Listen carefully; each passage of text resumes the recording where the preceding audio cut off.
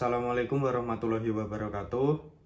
Perkenalkan, nama saya Fredika Dwi Setiawan, NPM 24230519 dari Prodi PJKR. Nah, di sini saya akan menjelaskan analisis karakter positif dalam olahraga di lingkungan sekolah. Selanjutnya yaitu ke latar belakang. Olahraga sekolah mengandung dinamika sosial yang kompleks dan syarat konflik. Teori konflik referal untuk memahami peran konflik dalam pembentukan karakter positif siswa. Pendidikan karakter dan olahraga telah menjadi prioritas nasional di Indonesia sebagai fondasi pembangunan generasi muda.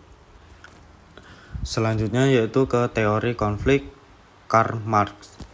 Yang pertama yaitu konflik kelas dan ketimbangan akses sumber daya menjadi penggerak utama perubahan sosial.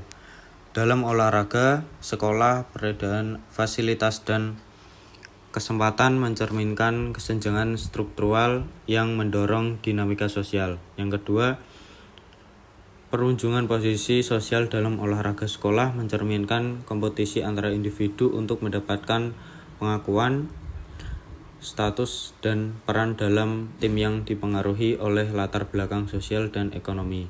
Dan yang terakhir, ketiga, dampak struktural dari konflik dalam lingkungan sekolah, pembentukan hierarki sosial di antara siswa. Konflik yang tidak berkelola dapat memperkuat ketimpangan dan menghambat pengembangan karakter positif. Oke, selanjutnya yaitu teori konflik Ralph Dahrendorf. Yang pertama yaitu konflik distribusi kekuasaan antara pelatih dan alat menjadi inti dinamika sosial dalam olahraga sekolah, mencerminkan ketidakseimbangan otoritas yang mendorong perubahan. Dan yang kedua yaitu konflik yang terkelola dengan baik berfungsi sebagai mekanisme perubahan positif, mendorong negosiasi peran dan tanggung jawab di antara seluruh pelaku olahraga. Yang ketiga yaitu negosiasi otoritas antara pelatih, atlet, dan institusi sekolah menghasilkan keseimbangan kekuasaan yang mendukung pengembangan karakter dan prestasi siswa. Oke, berikutnya yaitu teori konflik Lewis-Kursor. Yang pertama, konflik sebagai mekanisme pengetahuan kusai kelompok dan identitas sosial dalam tim olahraga sekolah. Dan yang kedua yaitu konflik mendorong inovasi dan adaptasi di lingkungan olahraga, memotivasi anggota tim untuk berkembang.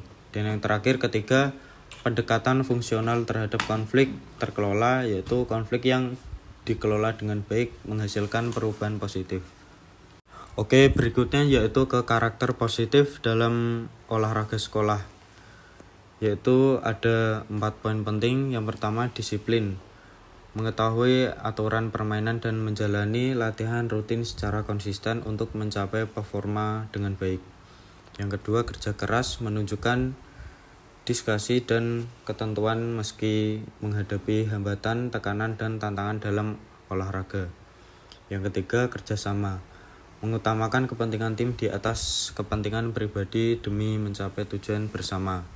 Yang terakhir, keempat, sportivitas, menghargai kemenangan dan rendah hati dan menerima kekalahan dengan sikap positif dan berhambat.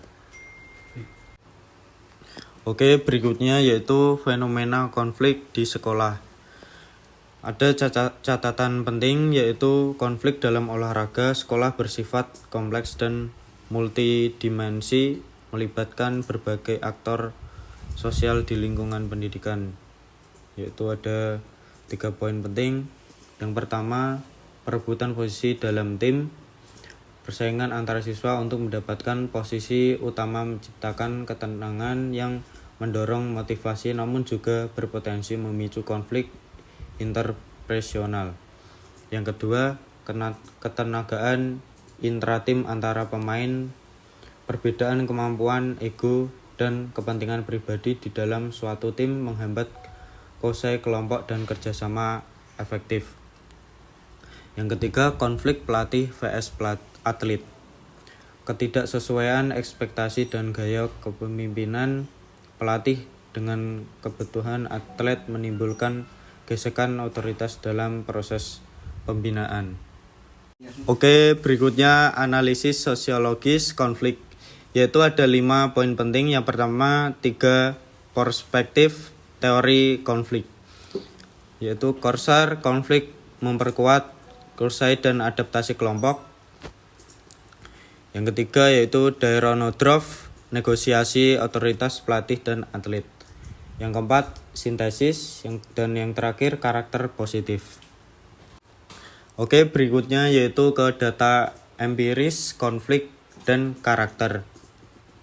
Nah, di sini ada data frekuensi jenis konflik dan nilai karakter siswa. Data dari Kota Semarang dari tahun 2024 sampai 2026 menunjukkan bahwa rivalitas antar tim dan perebutan posisi mendominasi konflik sekolah. Karakter disiplin dan kerjasama tercatat paling tinggi, sementara kepemimpinan masih perlu pengetahuan lebih lanjut. Oke, baik, selanjutnya hubungan intensitas partisipasi dengan skor karakter, yaitu skor karakter siswa meningkat secara konsisten, sering durasi partisipasi dalam olahraga sekolah. Siswa yang aktif lebih dari 2 tahun mencapai skor karakter tertinggi, yaitu 86 dari 100 dibandingkan siswa tidak aktif, yaitu 56 dari 100. Temuan ini mengenaskan bahwa keterlibatan olahraga jangka panjang berkontribusi signifikan terhadap pembentukan karakter positif.